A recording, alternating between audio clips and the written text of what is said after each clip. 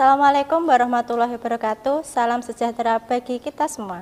Bagaimana kabar kalian hari ini? Semoga sehat walafiat dan semangat selalu. Perkenalkan, saya Hanik Badriah, mengampu mata pelajaran matematika di SMK Kesuma Margoyoso. Pada video pembelajaran kali ini, saya akan menyampaikan materi kelas 10 semester 2 tentang perbandingan trigonometri sudut berelasi. Seperti biasa, sebelum kita belajar matematika, siapkan dulu buku catatan dan ballpoint kalian untuk mencatat poin-poin penting yang saya jelaskan. Oke, kita mulai pembahasan materi perbandingan trigonometri sudut berelasi dengan membaca basmalah bersama-sama. Bismillahirrohmanirrohim. Tujuan pembelajaran hari ini, siswa dapat menemukan konsep perbandingan sudut kuadran 2, 3, dan 4, terutama untuk sudut-sudut istimewa. Yang kedua, menemukan konsep relasi antar sudut. Baiklah, sebelum kita masuk ke pembelajaran mengenai perbandingan trigonometri sudut berelasi, alangkah baiknya kita mereview dulu mengenai nilai perbandingan trigonometri di kuadran 1. Sin 0 derajat 0, sin 30 derajat setengah, sin 45 derajat setengah akar 2, sin 60 setengah akar 3, sin 91. Kemudian untuk cos 0 derajat 1, cos 30 setengah akar 2, cos 45 derajat setengah akar 2, cos 60 derajat setengah, cos 90 0. Untuk tan 0 derajat 0, tan 30 derajat 1/3 akar 3, tan 45 derajat 1, tan 60 akar 3, dan tan 90 tak terdefinisi. Oke, setelah ini kita akan masuk kepada pembahasan utama, yaitu mengenai perbandingan trigonometri pada sudut berelasi. Oke, sekarang kita masuk kepada materi, yaitu mengenai perbandingan trigonometri sudut berelasi. Untuk sudut di antara 0 sampai 90 itu terletak pada kuadran 1.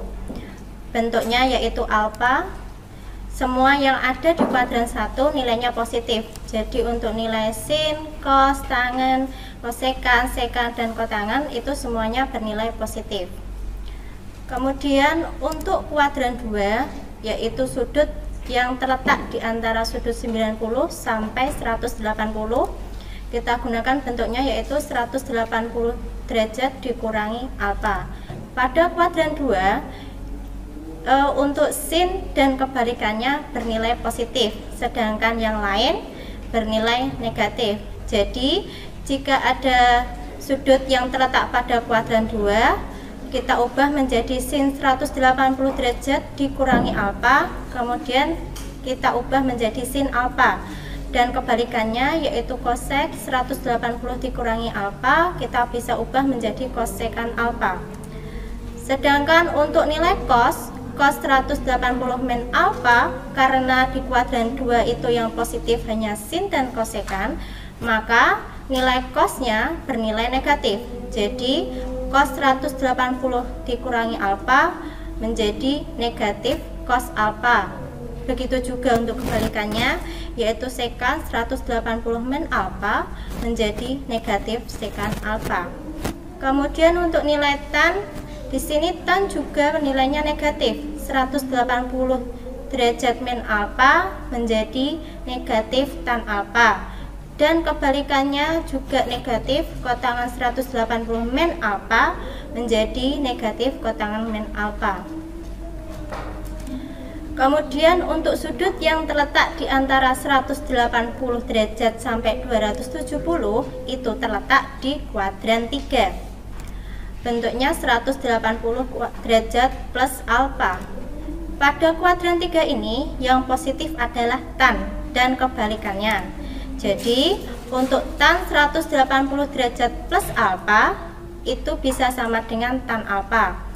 Sedangkan untuk kebalikannya juga sama, kotangan 180 derajat plus alfa menjadi kotangan alfa.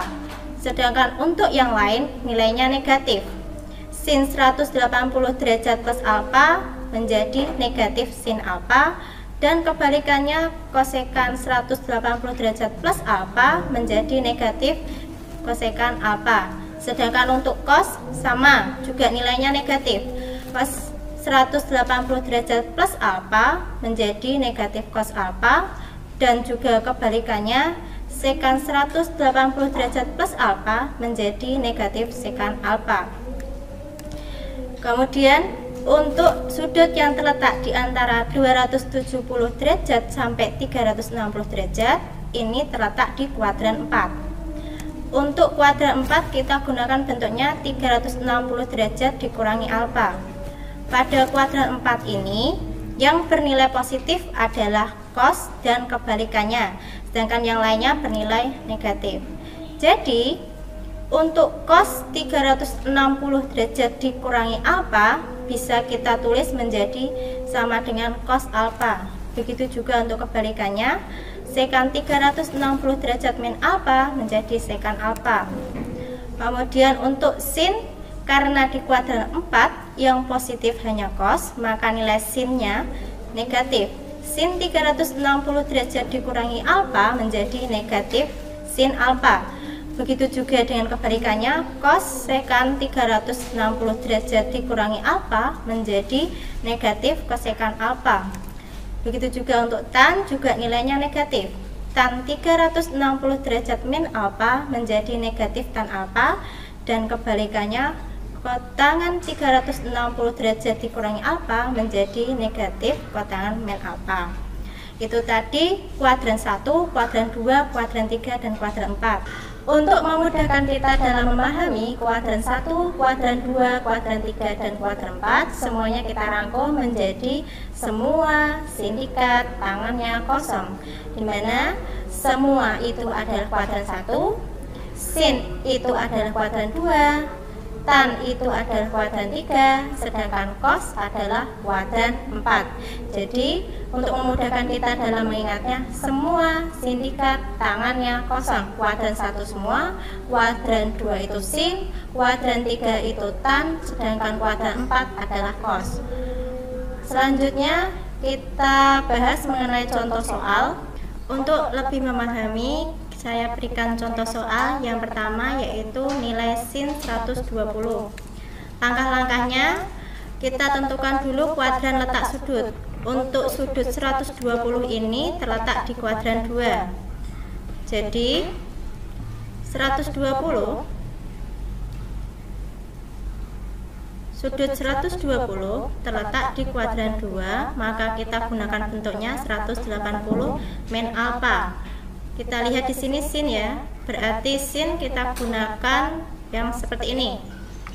Maka sin 120 derajat, karena dia kuadran 2, sin itu bernilai positif, maka tidak perlu kita tambahkan negatif, langsung kita tulis sin 180 dikurangi berapakah yang hasilnya 120. Ternyata sin 120 itu adalah 180 derajat dikurangi 60 derajat, maka sama dengan sin 60 derajat. Sin 60 berapa? Hasilnya adalah setengah akar 3. Maka nilai sin 120 derajat nilainya adalah setengah akar 3. Mudah sekali bukan? Kemudian untuk lebih memahami lagi, saya berikan contoh soal lagi yang kedua, menentukan nilai cos 225 derajat. Sama seperti tadi, langkah yang pertama kita tentukan dulu sudutnya ini terletak di kuadran berapa. Ternyata 225 ini terletak di kuadran 3. Nah, untuk kuadran 3 bentuknya adalah 180 plus alfa. Untuk kuadran 3 yang positif adalah tan. Sedangkan di sini soalnya adalah cos.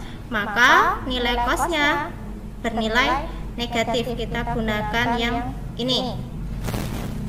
Jadi cos 225 sama dengan negatif cos 180 derajat ditambah berapakah yang hasilnya 225? Hasilnya adalah 180 derajat ditambah 45 derajat.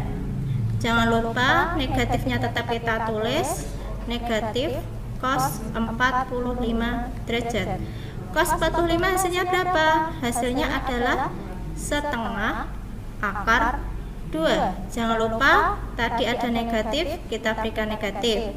Jadi nilai cos 225 derajat adalah negatif setengah akar 2. Untuk lebih memahaminya lagi, saya berikan contoh soal satu lagi. Contoh yang ketiga, nilai cos 330 derajat. Sama seperti tadi, langkah-langkahnya kita tentukan dulu sudut ini terletak di kuadran berapa. Untuk 330 derajat terletak di kuadran 4. Kuadran 4 kita gunakan bentuknya 360 derajat dikurangi alfa.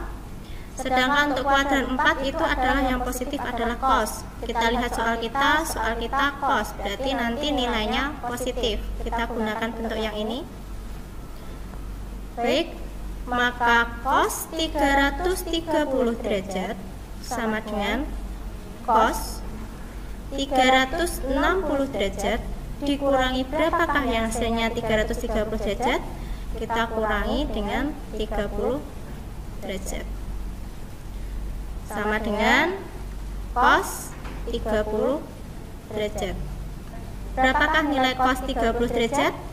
Nilainya adalah setengah akar 3.